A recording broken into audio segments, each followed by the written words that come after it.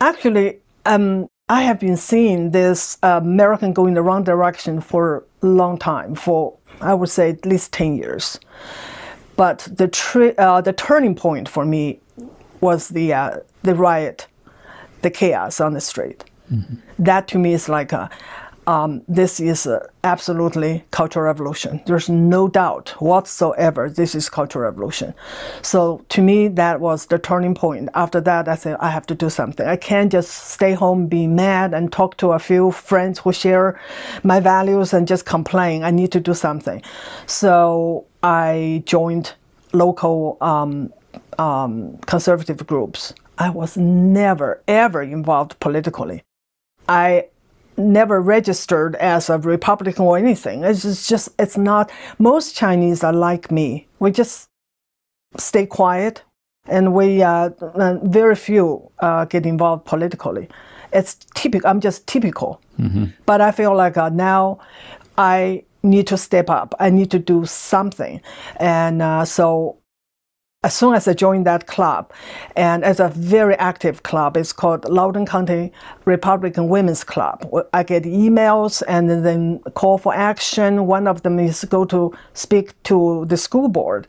I said, well, I don't have children in school board anymore. It doesn't matter because you're a taxpayer. Go and talk to them. That's what I did. And I'm going to backtrack just a tiny bit because you came to America, I think you were 26, 27 mm-hmm. At that point. How did you end up here exactly? And what did you find here, I guess? Oh, yeah. America, everyone know, even though they don't understand what makes America great, we know America is the best place on the planet Earth. So it's everyone's dream. So I was able to get assistantship to come to study for my graduate study, English. And so, yeah, it was the envy of my friends that I could go to America. I guess the question is what you found here then. I don't know how many years ago now that is, but quite a few. Yeah. Did it meet your expectations? Was it different? I mean, what did you see when you got here? Oh, that's a big adjustment. And I would say that, it's 30-some years ago. I would just say that one of the things I remember vividly is that I was taking an English class and I have to choose a book to write a report. So I said, you know what, I'm going to choose a book that really not well known. I think it's by Daniel Defoe. Probably it's easier. So I'm just probably read a few books, critique books. When I went to the library, there were like 30 of them. I said, oh my God, in China? Probably one. Oh no, because I just realized this is, in a way, it's like a diversity of thoughts. And a small book where so many people write critiques about, and then that to me is my first taste of diversity of thoughts. In China, just one. There's a party line, you follow it, you don't question it. And now I have to make choices. The other thing is making choices. In China, there's no choice. Choices were made for you. And go to college. I did have 3 choices of my preferred college to go to. And then after that, I was given a job. It's called assignment. I was given the job, and it happened to everyone. So here, choices, making choices was bewildering. Even go to grocery store. Beef is beef. Oh my God, I have so many choices. That was kind of a learning. I have to get used to it. Fascinating. Well, so I guess the question I have is, then you said it's about 10 years that you started seeing things kind of moving in a direction that you didn't expect, you didn't like, that you were concerned about. So what were the sorts of things that you saw? I have to think hard, but there was one example I remember very vividly. It was Trent Lott. It was really back in early 1990s, I think. Trent Lott, the Republican senator, that he was canceled because he said something that they consider racist. So he has to quit. I thought this is kind of like cultural revolution. And then I did not give much thought to it. But that was I can remember as my first example that I thought that I could relate directly to Cultural Revolution. Fascinating. Okay. That was way back.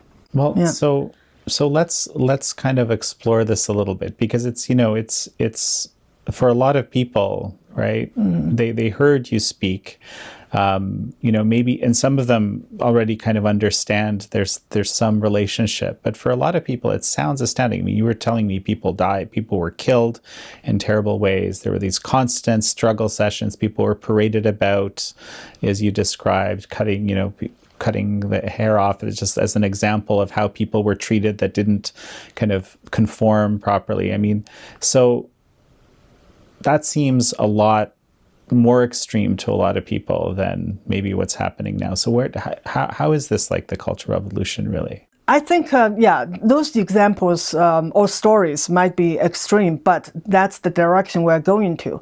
One of the things that I noticed is people are afraid. People are very afraid. I see them, especially in my workplace. So there are the right way to talk. There is the right ideas. And the others who don't share it feel like if they tell their own opinion, they might run the risk of being considered racist. That's the word, like in China, counter-revolution. It fits everyone. So anything or any conservative value is not cannot be shared openly. Are you saying that there's this term counter-revolutionary, which was if you were labeled that, that's the end, right? So that you're saying that's the word racist is essentially... It's the same. Yeah, because it doesn't mean anything anymore. It's just like if you step out of the line, or if the party leader want to remove you from the post, whatever, the easiest way is just counter-revolutionary. There's no clear definition. And the racist, for the longest time, my understanding is individual act. And it's someone who discriminates of someone else based on the race. But it was the last few years, it's changed its meaning. It's just anyone who kind of disagree with the ideology from the left, you become a racist. I mean, some is just ridiculous, but that become a hat, just like counter-revolutionary, that fits everyone. And in China, actually, they have two kind of counter-revolutionary. One is what you did today, and what you said today, they can call you a counter-revolutionary. And the other is called historic counter-revolutionary. It's what you did before, what you said before. So now I see the same thing in America, because racist become a hat that fits all too. That we see people get called racism for things they said that has nothing to do with racism. And we also see that that people get called racist for something they said and did before, just like the historic counter-revolutionary. And Virginia Governor Northam was called today a racist because in the past, when he was in college, he wore blackface. That is the equivalent of Chinese historic counter-revolutionary. You know, something just struck me when you're talking about these historical counter-revolutionary, talking about class enemies, right? That's something that you could actually inherit from your parents. This is something that talked about a lot in the Chinese community. Everyone is very familiar with this classification, red camp and the black camp by Mao. So the red camp are the good ones, are the allies of of the Chinese Revolution. Yeah. So the black camp started very early on after Mao took over China. So the classification of class enemies based on land owning class or property owning class, and so you were condemned as a class enemy, and so a lot of them were executed. The figures said it's about 1 million influential landowners were executed. So China was a poor country. There were just not that many land-owning class. So in order to continue this class conflict, Mao has to make new enemies. So one of the things he did is make this hereditary. So if you were born to parents who used to own land, not anymore because nobody owned anything after that, you were considered class enemy at birth. And you carry that label with you and you pass down to your children. So any official paper that you have to fill in, and I remember myself, there was always one question: what's your class origin? And then he expanded it because it's still not enough. So later he included counter-revolutionary, rightist, bad influencer, traitors, spies. There was like 9. The last one he added was intellectuals. So they're all class enemy. And you pass that label to your children and the children's children. And what happened to you when you have that label? You were deprived of many basic rights. One of them, you could not go to college. You could not get promotion to important posts. So you are second-class enemy. And does that remind us of CRT? Yeah. So you're born guilty. You are born white, then you are oppressor. And if you are born black, you are oppressed. And for being oppressed people, you have no hope in this oppressive society. And you basically, your fate is sealed. You will always be the victim.